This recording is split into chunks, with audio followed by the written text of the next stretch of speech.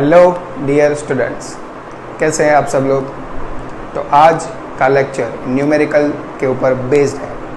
पिछले लेक्चर में जो कुछ भी हमने समझा, जिस कॉन्सेप्ट को हमने पढ़ा, उसको इस्तेमाल करते हुए आज के क्वेश्चन सॉल्व होंगे।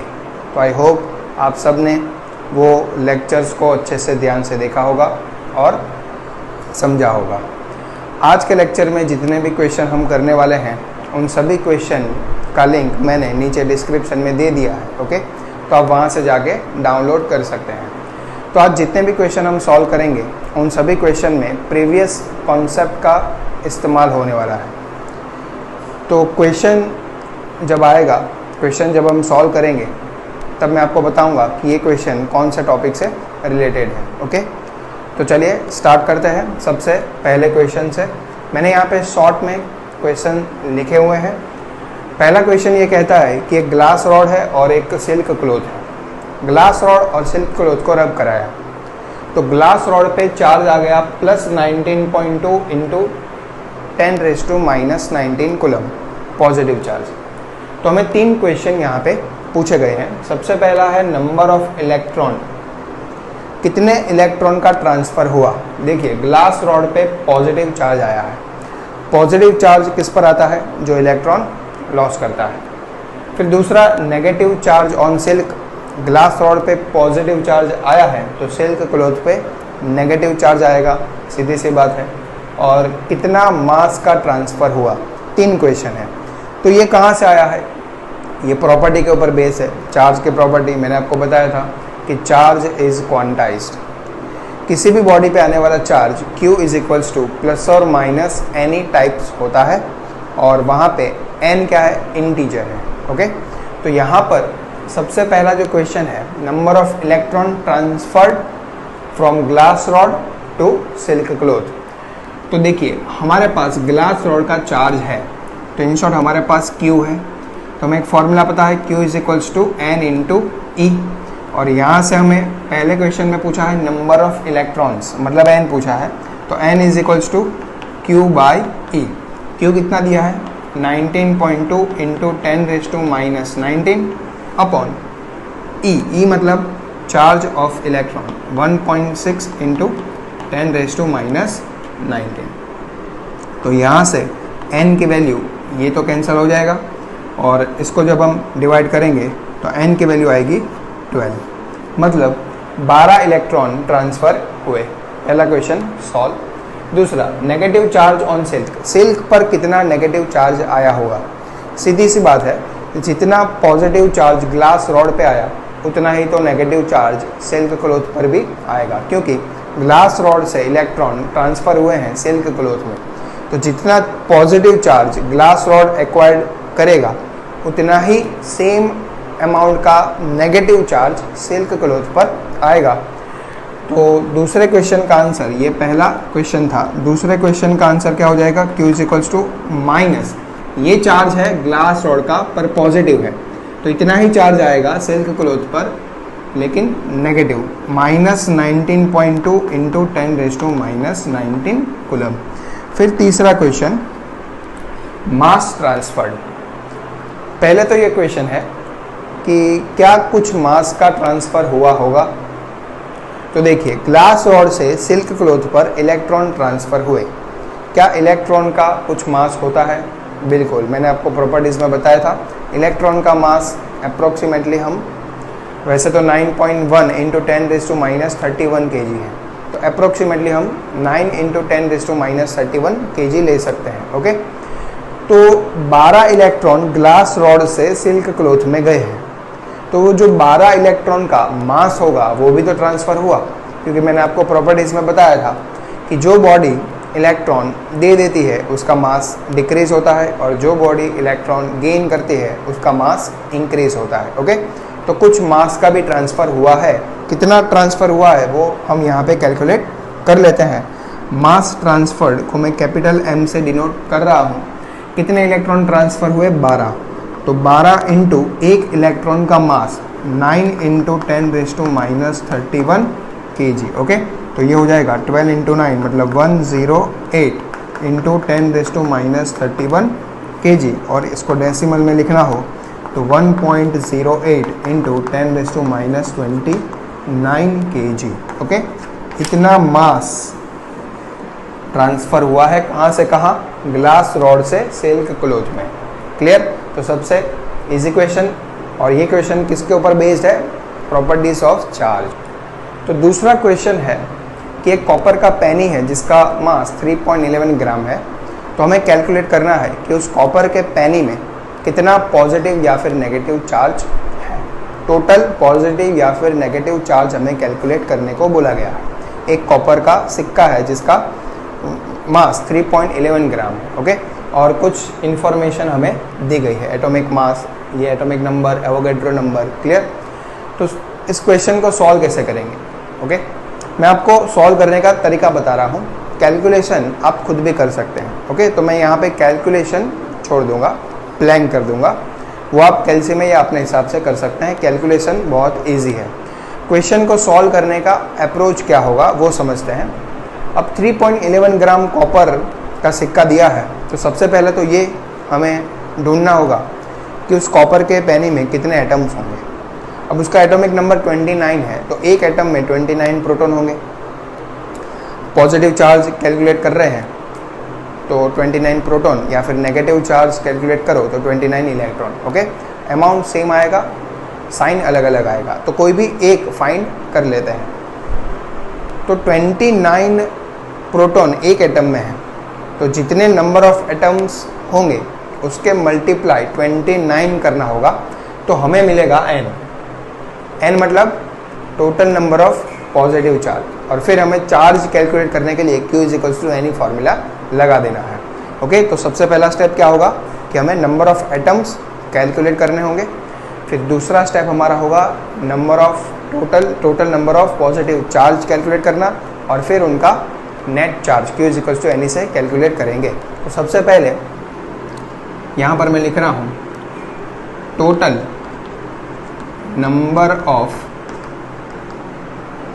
एटम्स = 3.11 ग्राम, मास दिया है ग्राम में, अपॉन एटॉमिक मास करेंगे तो हमें मोल मिल जाएगा, और इंटू 6.023 इंटू 10⁻23 करेंगे तो हमें टोटल नंबर ऑफ एटम मिल जाएंगे।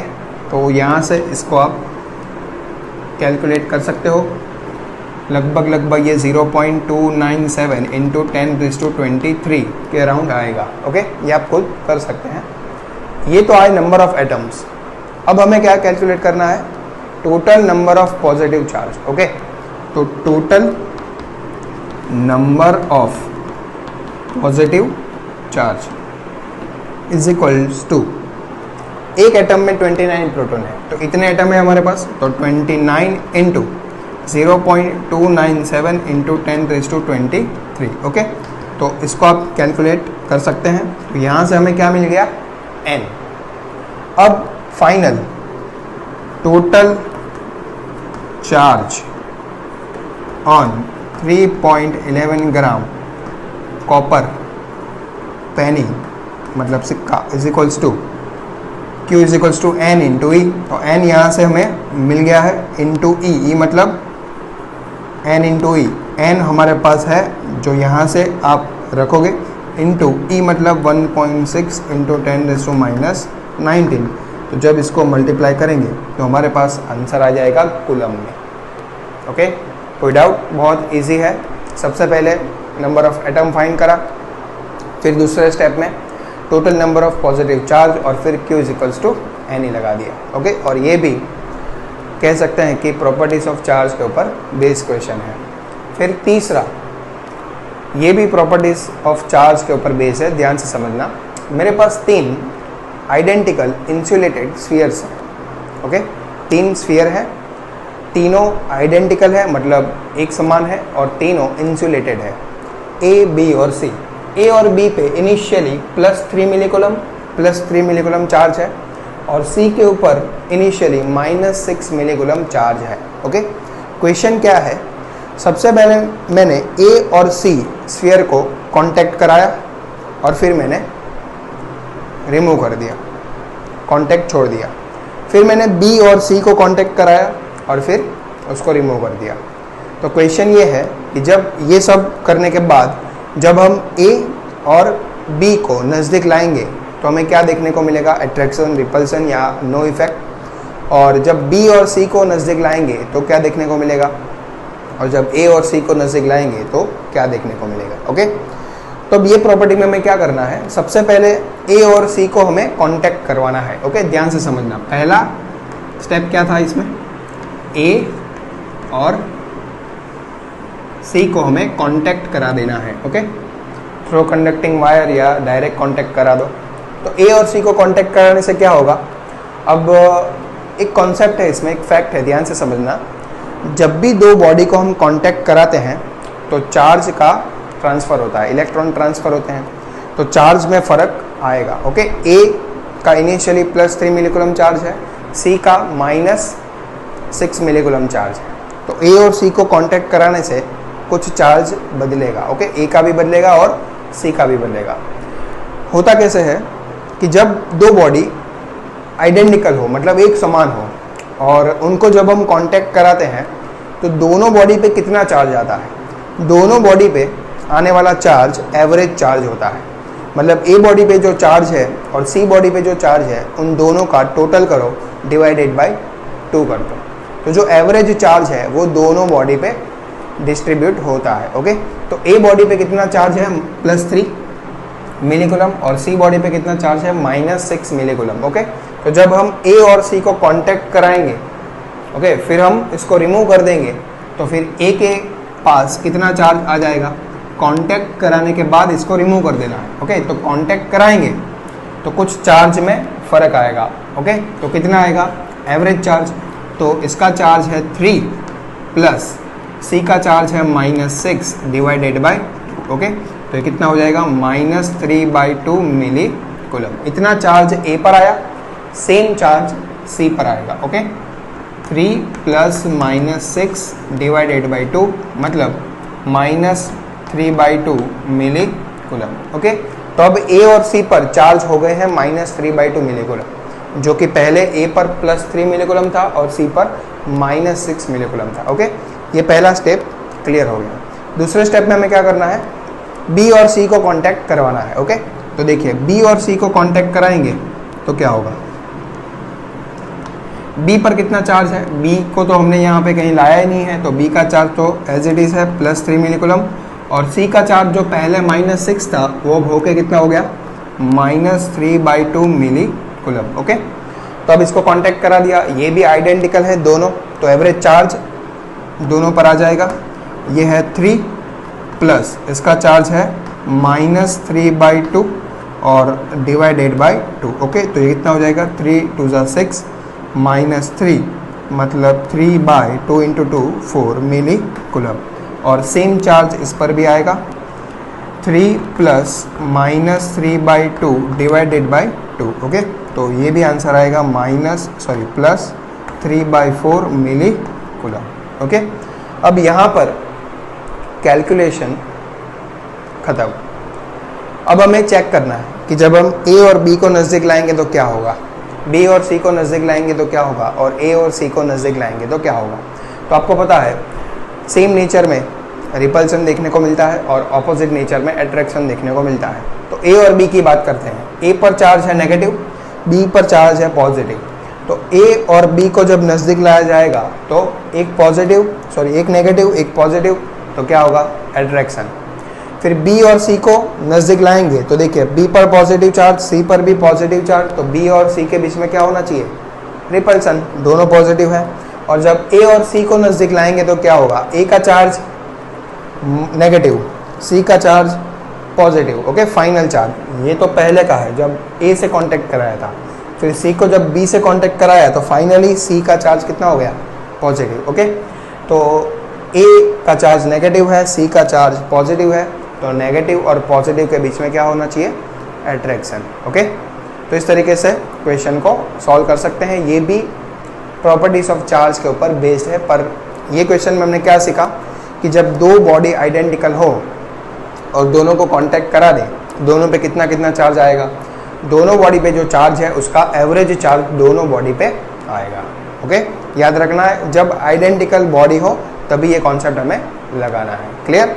तो अच्छे से इसको नोट कर लीजिए, फिर हम नेक्स्ट क्वेश्चन पे जाते हैं। ओके, सो नेक्स्ट क्वेश्चन पे बढ़ते हैं आगे। क्वेश्चन ये है कि हमारे पास एक इक्विलेटरल ट्राइंगल है और उसकी तीनों वर्टिसेस पर चार्ज रखे हुए हैं, एक यहाँ पर स्मॉल क्यू, यहाँ पर स्मॉल क्यू और यहाँ पर capital Q. Okay, equilateral triangle है। तो find the net force on capital Q. Question ये है कि कैपिटल क्यू पर कितना नेट फोर्स लग रहा है। ओके, ये क्वेश्चन और इसके बाद का जो क्वेश्चन है ये दोनों सिमिलर टाइप है। इसमें ट्राइंगल है, इसमें स्क्वायर है। ओके, अब इन दोनों क्वेश्चन को करने के लिए एक कॉन्सेप्ट है जो हमें आना चाहिए। मैंने आपको कूलम्ब्स लॉ पढ़ाया था।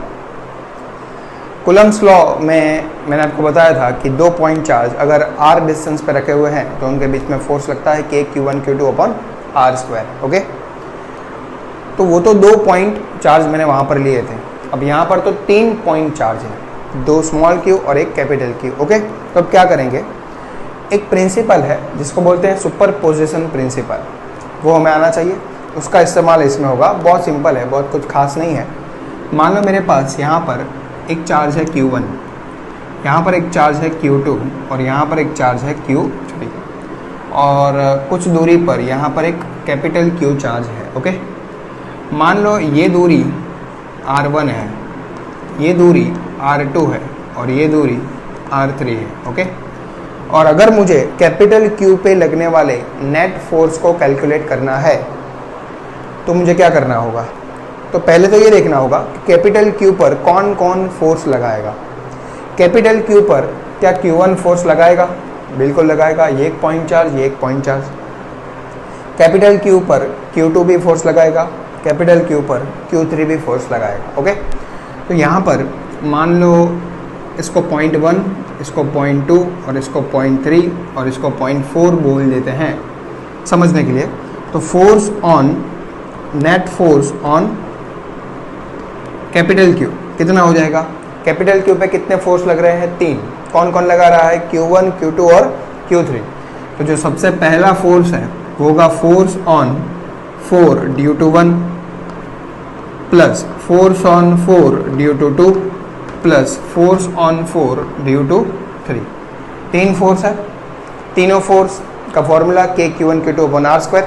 पहले में क्या हो जाएगा? K Q1 Q upon R1 square, दूसरा force K Q2 Q upon R2 square और तीसरा force K Q3 Q upon R3 square. Okay, value यहाँ पे पुट करेंगे। पर यहाँ पे क्वेश्चन है।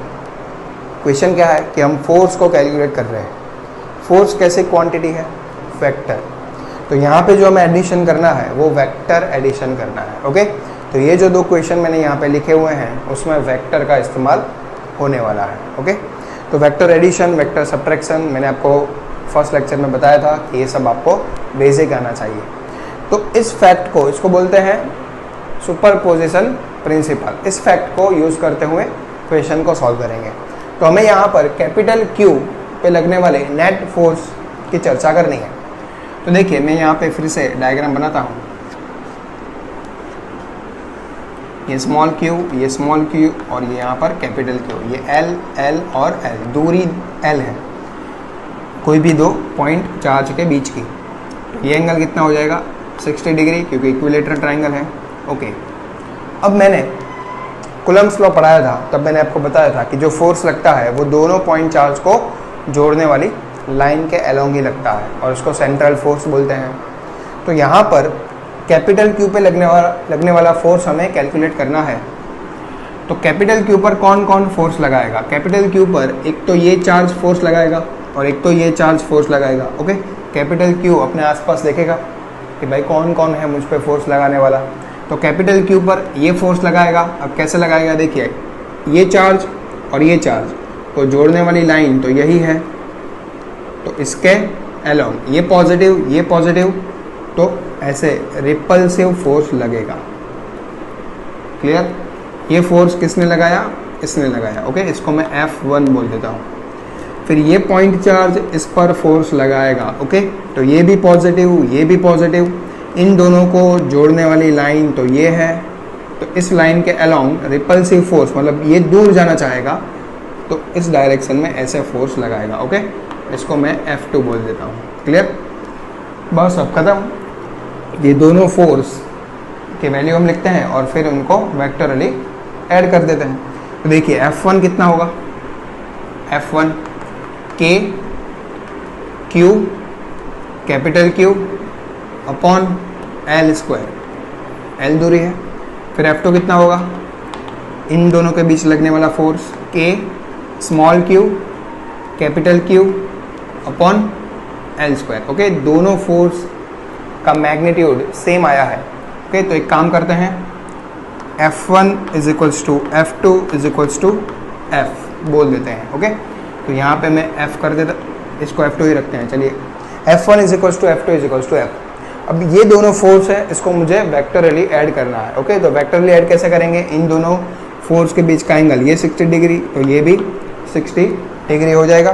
तो F नेट वेक्टर का फॉर्मूला याद कीजिए, under root F1 square plus F2 square plus 2 F1 F2 cos theta, मतलब कॉस 60। ओके, तो देखिए under root F1 square, F1 F है तो F स्क्वायर प्लस F2 भी F है तो F square plus 2F into F, मतलब 2F square cos 60 half. तो ये 2 से ये 2 कैंसिल हो जाएगा, तो F square plus F square plus F square का रूट, तो रूट 3F स्क्वायर, तो under root 3 into F। Okay, और F की वैल्यू ये दोनों में से कोई भी एक लिख दो, दोनों सेम ही है, तो root 3 K small q capital Q upon L square. Okay, ये है हमारा आंसर।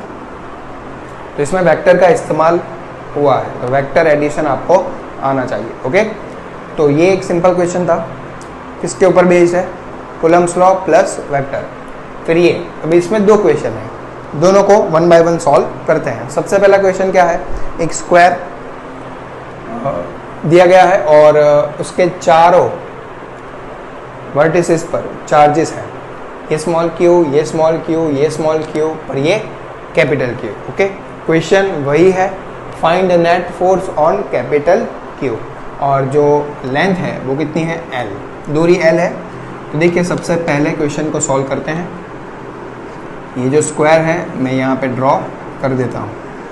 ओके, तो यहाँ पे स्मॉल q, ये स्मॉल q, ये स्मॉल q और यहाँ पर कैपिटल Q, ये दूरी L। Clear, square side L। अब कैपिटल Q पे सबसे पहले तो ये देखेंगे कि कितने फोर्स लगेंगे। कैपिटल Q पर 3 फोर्स लगेंगे। कैपिटल Q अपने आसपास देखेगा कितने चार्जेस हैं भाई, तो उसको दिखेगा 3 चार्जेस हैं, तो तीनों हल्ला बोलेंगे, तीनों इसके ऊपर फोर्स लगाना चाहेंगे। तो देखते हैं कैसे फोर्स लगते हैं।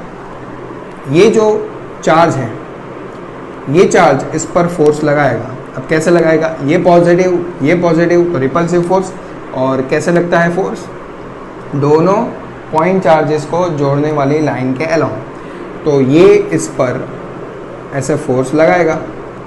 ओके, F1 बोल देते हैं। फिर ये चार्ज इस पर फोर्स लगाएगा, ये पॉजिटिव दोनों को जोड़ने वाली लाइन ये है, तो इसके अलोंग ऐसे ये दूर जाना चाहेगा इससे, तो ये F2 ऐसे फोर्स लगेगा। और एक ये फोर्स लगाएगा, तो देखिए ये चार्ज और ये चार्ज को जोड़ने वाली लाइन तो ये है। ओके, तो इस लाइन के अलोंग ऐसे फोर्स लगेगा जो कि F3 है। क्लियर, बस अब खत्म। ये तीनों फोर्स को हम वेक्टरली ऐड कर दें, वैल्यू पहले लिख लेते हैं। F1 कितना हो जाएगा, F1 मतलब ये फोर्स, Q कैपिटल Q दूरी L, तो क्या लिखें, K Q upon L square. फिर F2 ये वाला फोर्स, ये स्मॉल q, ये कैपिटल Q दूरी L, तो K small q capital Q upon L square. और F3 कितना हो जाएगा, तो F3 मतलब ये फोर्स, तो ये Q और ये Q के बीच में लग रहा है, तो ये दूरी हमें चाहिए, तो ये L है, ये L है, तो ये कितनी होगी, √2L पाइथागोरस। तो K small q capital Q upon √2L का होल स्क्वायर, मतलब K small q capital Q upon 2L square. Okay, तीनों फोर्स की वैल्यू हमने लिख दी है। अब तीनों फोर्स को हमें वेक्टरली ऐड कर देना है। ओके, तो बहुत सिंपल है, वेक्टर हमें आना चाहिए। तो सबसे पहले F1 और F2 का रिजल्टेंट निकालते हैं। देखिए F1 और F2 की वैल्यू सेम है। ओके, और दोनों के बीच में एंगल कितना है? 90 डिग्री। किसके बीच में? F1 और F2 के बीच में। तो F1 और F2 के बीच में 90 डिग्री एंगल है, दोनों फोर्सेस की वैल्यू सेम है। तो रिजल्टेंट कहाँ आएगा? एग्जैक्ट बीच में आएगा 45 डिग्री पर। और कितना आएगा? तो यहाँ पर मैं ये फिर से ड्रॉ करता हूँ इतना पार्ट। ओके, इतना पार्ट फिर से ड्रॉ कर रहा हूँ जिससे मैं वेक्टर समझ में आए। तो यहाँ पे लग रहा है F2 और यहाँ पे लग रहा है F1 और यहाँ पर बीच में लग रहा है F3। ओके, तो देखिए ये F1 और F2 का जो रिजल्टेंट है वो किसके अलोंग आएगा? F3 के अलोंग ही आएगा, क्योंकि F3 एग्जैक्ट कहाँ लग रहा है? 45 डिग्री पे लग रहा है। तो F1 और F2 का रिजल्टेंट भी कहाँ आएगा? 45 डिग्री पर आएगा। तो F1 और F2 की वैल्यू सेम है। तो F1 F2 का रिजल्टेंट कितना हो जाएगा? √F1 square plus F2 square plus 2F1 F2 cos theta. तो थीटा कितना लेंगे? 90 डिग्री F1 F2 के लिए। तो cos 90 तो 0 होता है, तो तीसरी टर्म तो उड़ गई। तो √F1 square plus F2 square, और F1 F2 की वैल्यू तो सेम है। तो आंसर आएगा √2F। ओके, तो फाइनली जो वेक्टर डायग्राम बनेगा वो F3 तो लग ही रहा है पहले से। F1 F2 का जो रिजल्टेंट है वो भी F3 के अलोंग आएगा। तो F3 में कुछ ऐड हो जाएगा। क्या ऐड हो जाएगा? √2F। और ये F क्या है? F1 या फिर F2, दोनों सेम ही है। तो फाइनल आंसर क्या आएगा? F net is equals to F3 plus √2F। तो देखिए F3 कितना है? KQQ upon 2L square, KQQ upon 2L square plus √2 into F। तो √2 इंटू F, ये F हमने क्या लिया है? F1 या फिर F2, दोनों सेम ही है। तो KQQ upon L square. Clear? तो इसमें से common KQQ upon L square, तो अंदर क्या बचेगा? 1/2 प्लस √2। ओके, ये है हमारा final answer F net. Magnitude में है। क्लियर? कोई डाउट? तो देखिए मैंने आपको पहले ही बताया था कि वेक्टर हमें आना चाहिए। ओके, ये दोनों सम वेक्टर के ऊपर बेस्ड है। इसके बाद और एक क्वेश्चन है जो वेक्टर के ऊपर है। ओके, तो वेक्टर एकदम बेसिक हमें आना चाहिए। वेक्टर एडिशन और वेक्टर सब्ट्रैक्शन हमें आना चाहिए। क्लियर? इसको नोट कर लीजिए, फिर हम नेक्स्ट क्वेश्चन लेते हैं। तो इसमें जो दूसरा क्वेश्चन है वो सॉल्व करते हैं। दूसरा क्वेश्चन थोड़ा अलग है। इसमें भी एक स्क्वायर दिया गया है जिसके साइड L है, यहाँ पे Q, यहाँ पे Q, यहाँ पे Q, यहाँ पे Q, पर अब कैपिटल Q एकदम सेंटर में रखा गया है। ओके, स्क्वायर के सेंटर में। तो हमें सेम क्वेश्चन तो वही है, find the net force on charge capital Q। तो अब क्या करें? चार्ज Q को सेंटर में रख दिया है, तो कुछ नहीं, चार्ज Q अपने आसपास देखेगा भाई कितने चार्जेस हैं। तो चार्ज Q को कितने चार्जेस दिखेंगे? कैपिटल Q को 4 स्मॉल q दिखेंगे, और वो बोलेगा ये चारों स्मॉल q मुझ पर फोर्स लगाएंगे। तो देखते हैं, यहाँ से मैं इसको ऐसे ज्वाइन कर देता हूँ डायगोनल, और इसको भी ऐसे ज्वाइन कर देता हूँ। ओके, अब ध्यान से समझना, ये जो स्मॉल q है ये कैपिटल Q पर फोर्स लगाएगा। ओके, कैसे फोर्स लगाएगा? देखिए ये पॉजिटिव, तो ऐसे फोर्स लगेगा, F1 बोल देते हैं। ये स्मॉल q इस पर फोर्स लगाएगा, कैसे लगाएगा? ये पॉजिटिव, तो ऐसे फोर्स लगेगा F2। ये स्मॉल q, ये कैपिटल Q, दोनों पॉजिटिव, तो ये इसको ऊपर ले जाना चाहेगा, ये F3। और कौन सा बचा? ये स्मॉल q, ये कैपिटल Q, तो ये इस डायरेक्शन में फोर्स लगाएगा F4। ओके, अब मेरी बात ध्यान से समझना। 4 फोर्स लग रहे हैं, F1, F2, F3 और F4। अब उसकी वैल्यू चेक करते हैं। देखिए ये स्मॉल क्यू और ये कैपिटल क्यू के बीच की जो दूरी है वही दूरी इन दोनों के बीच में है, वही दूरी इन दोनों के बीच में है और वही दूरी इन दोनों के बीच में भी है। ओके, और चार्जेस तो सब सेम है और बीच में कैपिटल क्यू है, तो चारों फोर्स की जो वैल्यू आएंगी वो सेम आएंगी, K Q1 Q2 upon are square. देखिए चारों फोर्सेस में चार्जेस कौन से रहेंगे, small q capital q. Distance हर फोर्स में डिस्टेंस तो सेम है, यहाँ ये डिस्टेंस ये डिस्टेंस ये डिस्टेंस और ये डिस्टेंस सब सेम है, तो चारों फोर्सेस की वैल्यू सेम आएंगी। तो हम कह सकते हैं कि F1 और F3 एक दूसरे को कैंसिल आउट कर देंगे और F2 और F4 भी एक दूसरे को कैंसिल आउट कर देंगे, क्योंकि हमें तो वेक्टर एडिशन करना होता है। तो नेट फोर्स कितना आया, 0 आया समझ। नेट फोर्स कितना हो गया, 0। क्यों, चारों फोर्सेस एक दूसरे के इफेक्ट को कैंसिल कर रहे हैं। F2 और F4 सेम मैग्नीट्यूड के हैं और ऑपोजिट डायरेक्शन में लग रहे हैं, तो cancel. F1 F3 same magnitude के हैं, ऑपोजिट डायरेक्शन में लग रहे हैं, तो कैंसिल। ओके, तो F नेट कितना आ गया, 0। कोई डाउट तो नोट कर लीजिए, फिर हम नेक्स्ट क्वेश्चन पे चलते हैं। ओके, तो नेक्स्ट क्वेश्चन में हमें एक रेगुलर हेक्सागन दिया गया है और सभी वर्टिसेस पर चार्ज है, सेंटर पे कैपिटल Q है और क्वेश्चन फिर से वही है, find the net force on capital Q। पर यहाँ पर पिछले क्वेश्चन से थोड़ा मॉडिफिकेशन है। कैसे, पिछले क्वेश्चन में चारों वर्टिसेस पर, जो पिछला क्वेश्चन है उसमें दूसरा क्वेश्चन जो मैंने कराया, चारों वर्टिसेस पर सेम अमाउंट का चार्ज था, small q small q small q small q, बीच में कैपिटल Q, तो नेट फोर्स 0 आ गया। पर यहाँ पर देखिए, यहाँ पर Q है तो फिर यहाँ पर Q नहीं है, 2Q है, यहाँ पर 3Q, यहाँ पर 4Q, यहाँ पे 5Q, यहाँ पे 6Q। तो अब सेंटर पे नेट फोर्स 0 होने वाला नहीं है, तो क्या करें, कुछ तो ऐसा करना होगा कि कुछ चार्जेस अपना फोर्स कैंसिल आउट करें, ऐसा कुछ जुगाड़ लगाना होगा, क्योंकि कैपिटल Q पर तो 6 फोर्सेस लगेंगे, तो 6 फोर्सेस का वेक्टर एडिशन करना थोड़ा मुश्किल हो जाएगा। ओके, तो एक काम करते हैं, ध्यान से सुनना, मैं यहाँ पर इसको फिर से ड्रॉ कर रहा हूँ।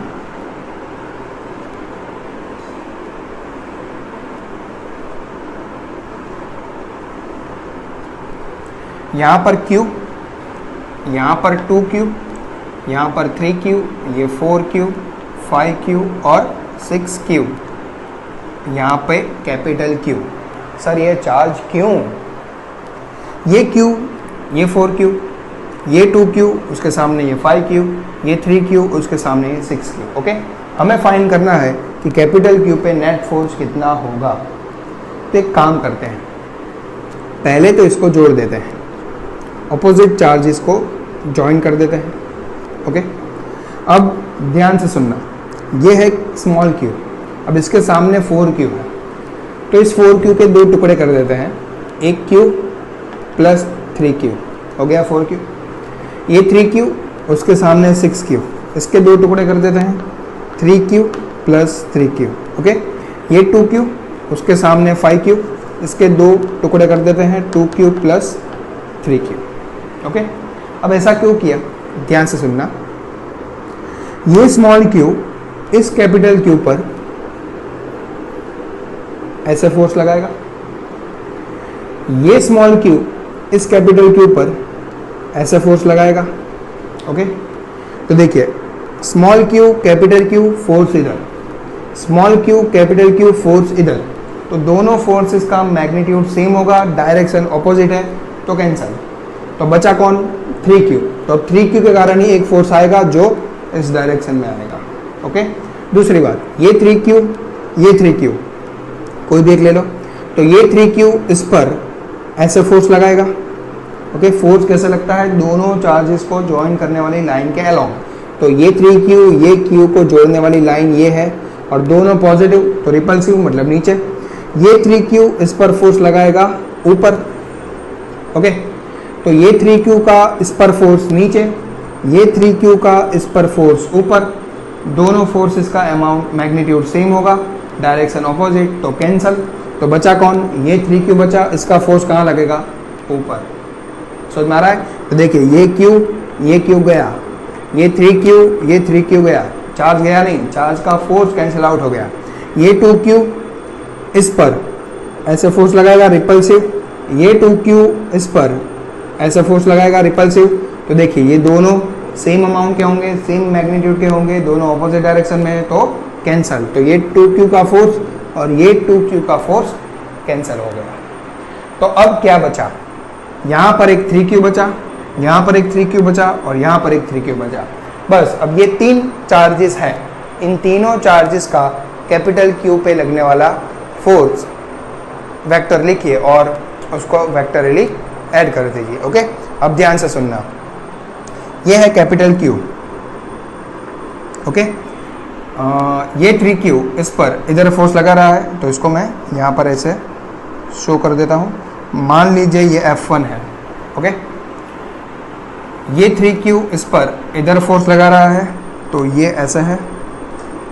मान लीजिए ये F2 और कौन बचा, ये हो गया, ये हो गया, ये बचा। ये 3Q इस पर कहाँ फोर्स लगा रहा है, ऊपर, तो ऐसे मान लीजिए ये F3 है। ओके, अब ध्यान से सुनना, ये 3Q ये कैपिटल Q, दूरी ये है, ये 3Q ये कैपिटल Q, दूरी ये है, ये 3Q ये कैपिटल Q, दूरी ये है। तीनों फोर्सेस में सॉरी, तीनों फोर्सेस में डिस्टेंस सेम है, चार्जेस सेम है, तो फोर्स भी सेम होगा। तो यहाँ पे F1, F2, F3 न लिखते हुए मैं ओनली F कर देता हूँ। ओके, अब ये तीनों फोर्सेस को हमें वेक्टरली ऐड करना है। अब एंगल देख लेते हैं, ये एंगल कितना हो जाएगा, ये एंगल कौन सा है, ये और ये वाला, ये एंगल। ओके, तो पूरा 360 डिवाइडेड बाय 1 2 3 4 5 6। ओके, तो कितना आएगा, 60 डिग्री। तो ये भी 60 डिग्री और ये भी 60 डिग्री हो जाएगा। ओके, अब मेरी बात ध्यान से सुनना, ये फोर्स दोनों सेम मैग्नीट्यूड के हैं। ये फोर्स और ये फोर्स के बीच में टोटल एंगल कितना है, 120 डिग्री। तो वेक्टर याद कीजिए, दो फोर्सेस का अगर मैग्नीट्यूड सेम हो, दोनों फोर्सेस के बीच में एंगल 120 डिग्री हो, तो उसका रिजल्टेंट एग्जैक्ट बीच में आता है। और कितना आता है, उन फोर्सेस के जितना ही आता है।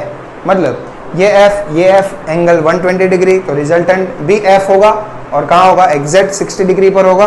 तो फाइनली यहाँ से हम ये वेक्टर डायग्राम बनाएंगे, ध्यान से देखना। यहाँ से ऐसे फोर्स लग रहा है, ये F इनिशियली लग रहा है, ये F का रिजल्टेंट भी इसी डायरेक्शन में आएगा, एग्जैक्ट बीच में, और कितना आएगा, F ही आएगा। तो ये F और इन दोनों का रिजल्टेंट भी F, तो F और F टोटल यहाँ पे कितने फोर्स लगेंगे, 2F फोर्स फाइनली आया। ओके, और ये फोर्स की वैल्यू कितनी हो जाएगी, ये फोर्स की वैल्यू हमें कैलकुलेट करनी हो तो देखिए, ये कैपिटल Q, ये 3Q। ओके, और डिस्टेंस तो ये है, मान लो अभी के लिए इस डिस्टेंस को हम L बोल देते हैं, L उसको बोला है तो मान लीजिए इसको A बोल देते हैं। ओके, तो ये हो जाएगा final answer, F net 2F मतलब 2K capital Q into 3Q upon A square. Okay, और ये A आप ज्योमेट्री से सॉल्व कर सकते हैं, बहुत ईजी है। क्लियर? तो वेक्टर का बहुत इस्तेमाल है, बहुत यूज़ है इन सब क्वेश्चन में, तो हमें वेक्टर बहुत अच्छे से आना चाहिए। बाकी इलेक्ट्रोस्टैटिक्स इसमें बहुत कम है। इलेक्ट्रोस्टैटिक तो एक फोर्स है, K/Q1 Q2 बना स्क्वायर, बाकी मोस्ट ऑफ इसमें वेक्टर का यूज़ आता है। ओके, तो हमें वेक्टर आना चाहिए, बार बार मैं आपको बता रहा हूँ। फिर नेक्स्ट क्वेश्चन पे चलते हैं। इसमें एक स्क्वायर दिया गया है, Q capital Q small q, side A। पूछा है find ratio capital Q upon small q for which capital Q will remain in equilibrium. हमें क्या फाइंड करना है, कैपिटल Q और स्मॉल q का रेशियो फाइंड करना है। और वो रेशियो कब फाइंड करना है, जब कैपिटल Q इक्विलिब्रियम में रहना चाहिए।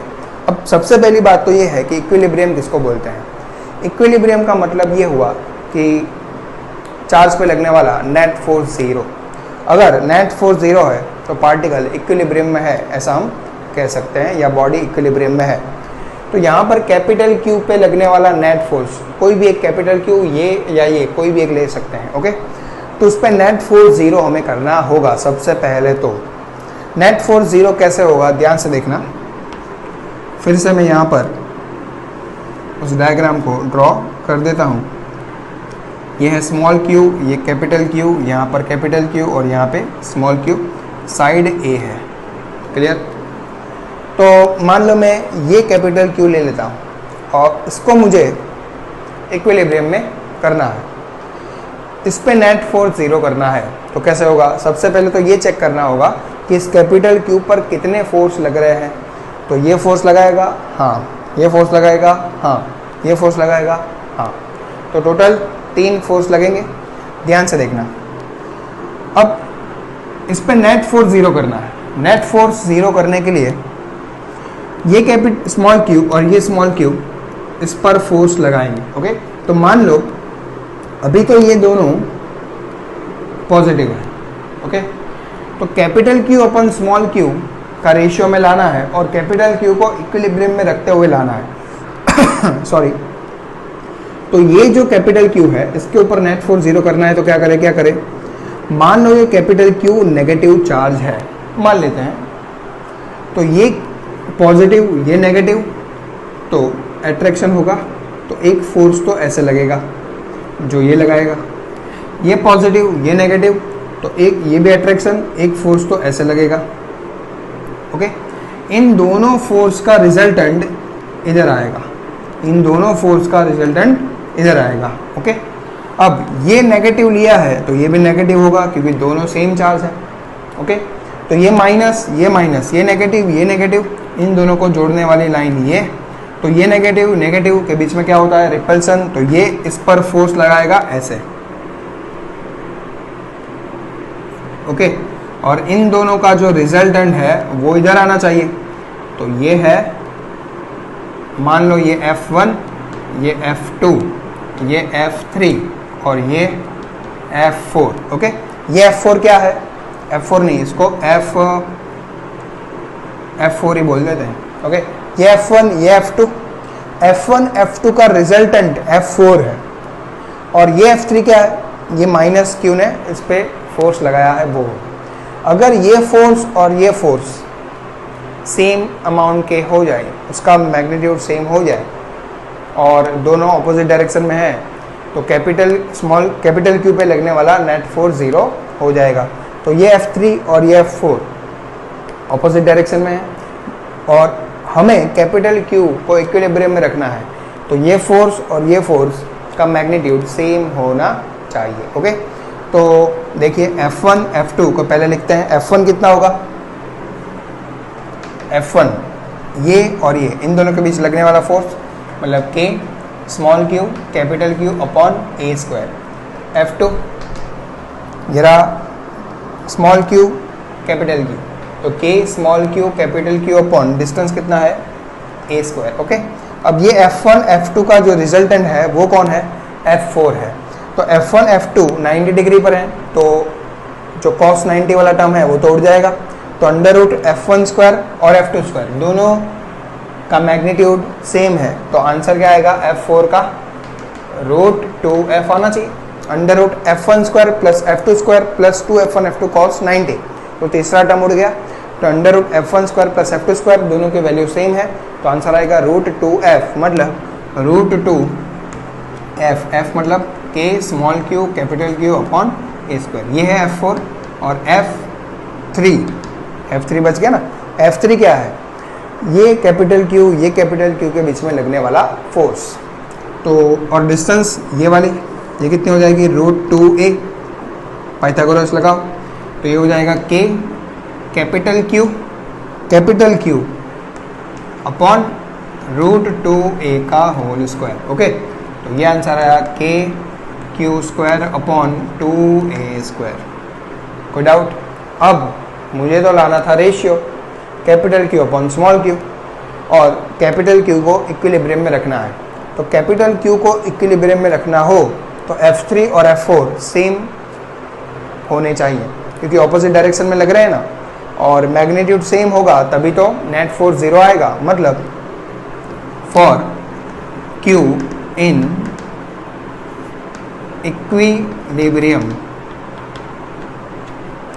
Magnitude of F3 is equals to magnitude of F4, दोनों सेम होना चाहिए, डायरेक्शन तो ऑपोजिट है ही। ओके, तो F3 कितना है, ये रहा KQ² upon 2A² is equals to F4 √2 K small q capital Q upon A²। Okay, तो देखिए K कैंसल, एक capital Q cancel, A² cancel, तो क्या बचा इधर, capital Q by 2 is equals to √2 into small q। हमें लाना है capital Q upon small q, तो capital Q upon small q क्या हो जाएगा, 2√2। ओके, ये है हमारा आंसर, ये मैग्नीट्यूड है। और अगर मैग्नीट्यूड नहीं पूछा होगा और ऐसा पूछा है कि रेशियो कैसा होगा, तो रेशियो नेगेटिव होगा। क्यों, क्योंकि ये चार्ज नेगेटिव है और ये चार्ज पॉजिटिव है, तो रेशियो नेगेटिव आएगा, पर ये हमने क्या लिखा है, मैग्नीट्यूड लिखा है। क्लियर, कोई डाउट? तो इसमें ये भी एक अच्छा क्वेश्चन है, इक्विलिब्रियम का क्वेश्चन है, इक्विलिब्रियम का कॉन्सेप्ट इसमें लग रहा है। और इक्विलिब्रियम का मतलब क्या होता है कि बॉडी या फिर पार्टिकल पे लगने वाला नेट फोर्स 0। क्लियर, और यहाँ पे आपको एक डाउट हो रहा होगा कि इसको मैंने नेगेटिव लिया, इसको पॉजिटिव लिया। ओके, कोई इशू नहीं है, इसको आप नेगेटिव ले लो, इसको पॉजिटिव ले लो, तो भी आंसर यही आएगा। ओके, पर ऐसा करना ज़रूरी है, अगर दोनों पॉजिटिव होते तो क्या होता, देखिए ये पॉजिटिव तो फोर्स F1 इधर लगता, ये पॉजिटिव तो F2 ऊपर लगता, तो F1 इधर होता, F2 ऊपर होता, तो उसका रिजल्टेंट इस डायरेक्शन में आता, और F3 तो उसी डायरेक्शन में लग रहा है, तो नेट फोर्स 0 होता नहीं। नेट फोर्स 0 करने के लिए दो फोर्स ऑपोजिट डायरेक्शन में होने चाहिए और उसका मैग्नीट्यूड सेम होना चाहिए। ओके, तभी तो नेट फोर्स 0 होगा। तो इसलिए इसको मैंने नेगेटिव ले लिया, इसको मैंने पॉजिटिव ले लिया। आप इसको नेगेटिव या इसको पॉजिटिव ले सकते हैं, तो आंसर में कोई फ़र्क पड़ने वाला नहीं है। ओके, तो ये भी एक अच्छा क्वेश्चन है, इसको अच्छे से नोट कीजिए, फिर हम नेक्स्ट क्वेश्चन लेंगे। ओके, तो नेक्स्ट क्वेश्चन हमारा है, इसमें हमें बोला गया है कि 2 पॉइंट चार्ज है, कैपिटल Q, और यहाँ पर एक स्मॉल q रखा गया है, ये डिस्टेंस x है, ये L, ये 90 डिग्री। ओके, तो क्वेश्चन है value of x for which force on small q is maximum. Small q पे लगने वाला फोर्स मैक्सिमम होना चाहिए, उस वक्त जो ये x होगा, डिस्टेंस होगी, वो हमें कैलकुलेट करना है। इस चार्ज q को हम यहाँ से लेकर के इन्फिनिटी तक कहीं पे भी रख सकते हैं, पर हमें उस डिस्टेंस पे रखना है कि जहाँ पर इस पर लगने वाला फोर्स मैक्सिमम आए। ओके, तो सॉल्व करते हैं इसको, बहुत ही अच्छा क्वेश्चन है, ध्यान से समझना। ओके, तो ये कैपिटल Q और ये कैपिटल Q, इसके एग्जैक्ट सेंटर में यहाँ पर एक लाइन है, ये L, ये 90 डिग्री, और मान लो कि ये चार्ज Q यहाँ रखा गया है, ये डिस्टेंस x। क्लियर, तो ये x ही हमें कैलकुलेट करना है कि जिसकी वजह से स्मॉल q पे लगने वाला फोर्स मैक्सिमम हो। ओके, तो पहले तो चेक करते हैं कि स्मॉल q पे कितने फोर्स लगेंगे। स्मॉल q पे 2 फोर्स लगेंगे, दोनों कैपिटल Q के कारण। ये कैपिटल Q इस पर फोर्स लगाएगा इस डायरेक्शन में, ये कैपिटल Q P फोर्स लगाएगा इस डायरेक्शन में। ओके, फोर्स कैसे लगता है मैं बार बार बता रहा हूँ, फोर्स लगता है दोनों पॉइंट चार्जेस को जोड़ने वाली लाइन के अलोंग। क्लियर, तो यहाँ पर ये फोर्स F और ये भी F, दोनों का मैग्नीट्यूड सेम होगा। क्यों, चार्जेस सेम है, डिस्टेंस सेम। देखिए ये x, ये L, तो ये डिस्टेंस √L² प्लस x², ये x, ये L, तो ये डिस्टेंस भी √L² प्लस x²। तो चार्जेस सेम है, डिस्टेंस भी सेम है, तो दोनों फोर्सेस भी सेम होंगे। अब इन दोनों फोर्स का रिजल्टेंट निकालना है वेक्टर से। तो देखिए मान लो कि ये एंगल थीटा है, तो जियोमेट्री से ये एंगल भी थीटा होगा, दोनों ट्राइंगल कैसे हैं, आइसोसेल हैं, तो यहाँ पर ये एंगल भी थीटा, ये एंगल भी थीटा। क्लियर, इस फोर्स के 2 कंपोनेंट करो, तो एक आएगा इधर F cos थीटा और एक आएगा ऊपर F sin थीटा। क्लियर, इस फोर्स के 2 कंपोनेंट करेंगे तो एक आएगा इधर जो होगा F cos थीटा और एक आएगा नीचे जो होगा F sin थीटा।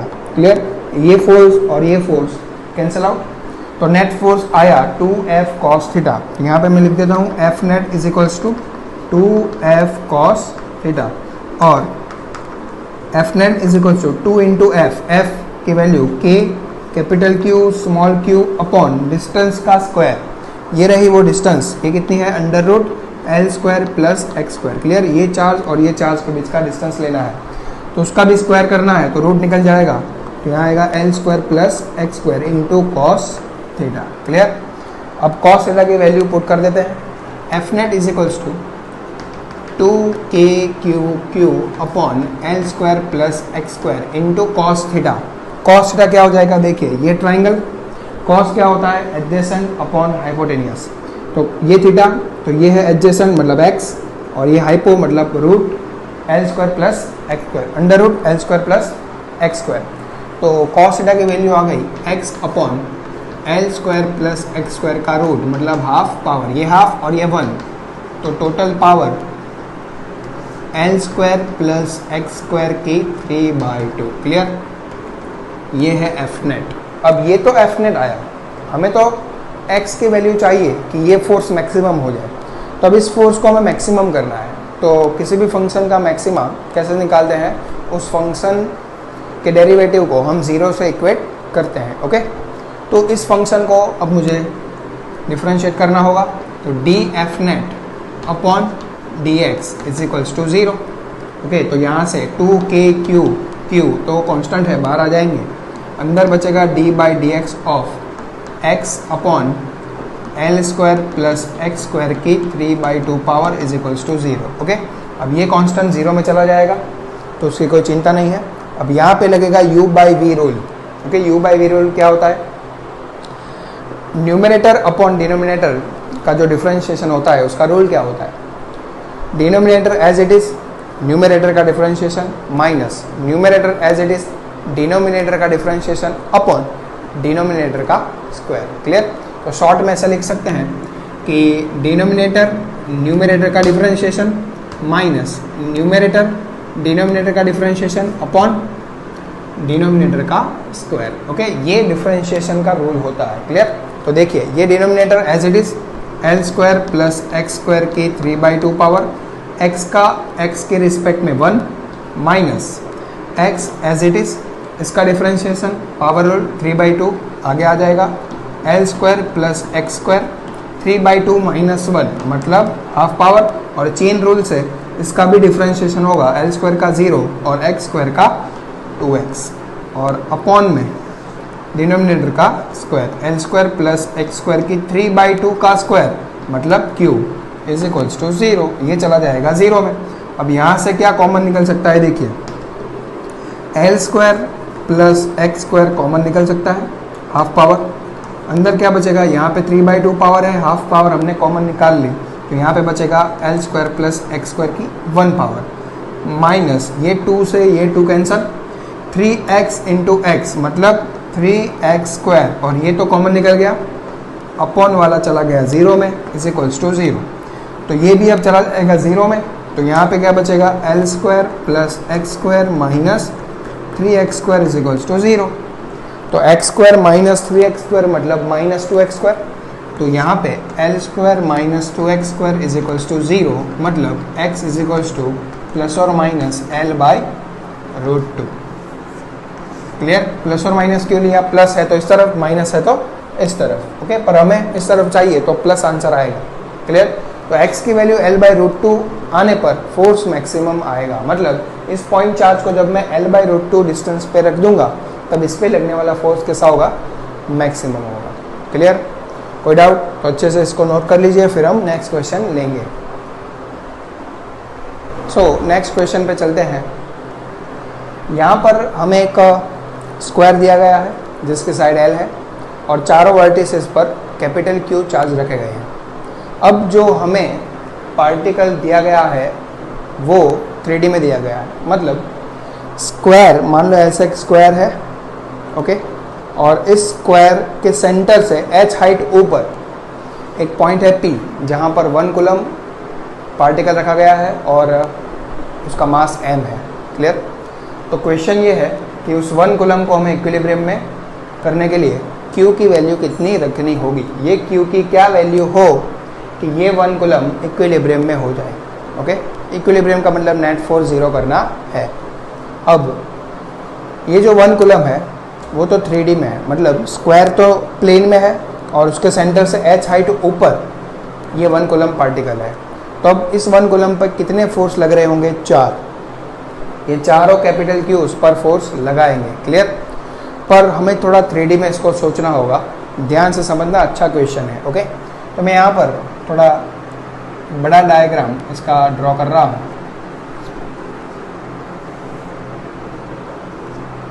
ये स्क्वायर साइड है, क्लियर, और इसके सेंटर से h हाइट ऊपर एक पॉइंट है P और यहाँ पे 1 कूलम मास m पार्टिकल रखा गया है। क्लियर? तो ये कैपिटल Q, ये कैपिटल Q, ये कैपिटल Q, ये कैपिटल Q। अब पहले तो कोई भी एक कैपिटल Q का फोर्स हम देखते हैं कि कैसे लगेगा। तो देखिए, मान लो इस कैपिटल Q की हम बात करें तो ये 1 कूलम और ये कैपिटल Q को जोड़ने वाली लाइन तो ये है। तो ये जो फोर्स लगेगा रिपल्सिव, मतलब ऐसे लगेगा F। ओके, उसी तरीके से अगर इस कैपिटल Q की बात करें तो इसको जोड़ने वाली लाइन ये है और ये जो कैपिटल Q है वो इस पर ऐसे फोर्स लगाएगा। क्लियर? तो मान लो कि ये एंगल थीटा है तो ये एंगल भी थीटा हो जाएगा। क्लियर? तो जियोमेट्री से ये एंगल भी थीटा हो जाएगा। ओके, अब ये F के 2 कंपोनेंट कर दो। ये F का एक कंपोनेंट ऊपर आएगा, एक कंपोनेंट इधर आएगा। तो एक कंपोनेंट ऊपर आएगा तो ये है थीटा वाला, मतलब F cos थीटा, और ये है इधर F sin थीटा कंपोनेंट। इस F का एक कंपोनेंट ऊपर आएगा जो होगा F cos थीटा, और एक कंपोनेंट इधर आएगा जो होगा F sin थीटा। इसका एक ऊपर आएगा जो F cos थीटा है। क्लियर? ध्यान से समझना। अब ये F sin थीटा और ये F sin theta cancel out हो गए, तो नेट आया ऊपर 2F cos थीटा। अभी तो हमने 2 पॉइंट चार्ज लिए हैं, एक ये और एक ये। उसी तरीके से अगर ये चार्ज और ये चार्ज का भी फोर्स कैलकुलेट करेंगे तो उसका भी साइन कंपोनेंट कैंसिल हो जाएगा और कॉस कंपोनेंट ऐड हो जाएगा। तो नेट फोर्स ऊपर की तरफ आएगा कितना? 4F cos theta. चारों कैपिटल Q के कारण नेट फोर्स ऊपर की तरफ आएगा। क्लियर? देखिए, मान लो कि ये एक स्क्वायर है। ओके, तो यहाँ पे एक पार्टिकल है, यहाँ पे एक पार्टिकल है। ओके, तो ये पार्टिकल ऐसे फोर्स लगाएगा और ये पार्टिकल ऐसे फोर्स लगाएगा। तो 2 फोर्स ऐसे लग रहे हैं तो इन दोनों का कॉस जुड़ेगा, साइन कट जाएगा। क्लियर? वैसे ही अगर एक पार्टिकल इधर है, एक पार्टिकल इधर है, तो अब फोर्स ऐसे लगेंगे तो इन फोर्सेस का भी कॉस जुड़ जाएगा, साइन कैंसिल हो जाएगा। तो नेट ऊपर की तरफ चारों चार्जेस के कारण F cos थीटा ऐड होगा। तो टोटल F नेट कितना आया? 4F cos theta. क्लियर? तो F नेट की वैल्यू 4F cos थीटा है। अब वैल्यू पुट करनी है 4F cos थीटा। अब F कितना हो जाएगा? ध्यान से देखते हैं। F 4 इंटू F की वैल्यू F कितना हो जाएगा? देखिए, ये हाइट तो h है। अब ये एंगल 90 डिग्री बनेगा क्योंकि 3D में है, ऊपर है। अब ये पूरा डायगोनल कितना होता है? √2l, तो उसका आधा मतलब l/√2। ये h, तो ये जो साइड है वो कितनी हो जाएगी? देखिए, मान लो ये A है, ये O है और वो पॉइंट P है। तो ये ट्राइंगल को मैं बाहर ले लेता हूँ। ओके, तो यहाँ पे कैपिटल Q, यहाँ पे O, ये A, ये O और ये P, ये हो जाएगा √, ये कितना दिया है? l/√2, ये है h, तो ये हो जाएगा h² प्लस l²/2। ध्यान से देखिए, ये l/√2, ये h, तो ये हाइपोटेनियस कितने हो जाएंगे? √h² plus l²/2। क्लियर? अब फोर्स कैलकुलेट कर लेते हैं। 4 इंटू F, फोर्स K/Q1/Q2/R²। तो K capital Q into P point पर 1 कूलम इंटू 1 नहीं लिखे तो चलेगा, अपॉन डिस्टेंस ये है तो उसका स्क्वायर मतलब h² plus l²/2 into cos theta. अब कॉस थीटा कितना हो जाएगा? देखिए, ये थीटा तो ये भी है यहाँ पर थीटा, तो cos theta adjacent upon hypo, मतलब h upon √, H square plus L square by 2। Okay, तो इसको मैं लिख सकता हूँ 4k⁴h upon h square plus L square by 2 की 3/2 पावर। ओके, ये है एफ नेट। किसके कारण? 4 कैपिटल क्यू के कारण। अब हमें क्या बोला है कि 1 कूलम को इक्विलिब्रियम में रखना है, तो 1 कूलम पे एक तो ये 4 चार्जेस के कारण फोर्स लग रहे हैं जो कि इतना है। ओके, और एक फोर्स लग रहा है उसके वेट के कारण mg।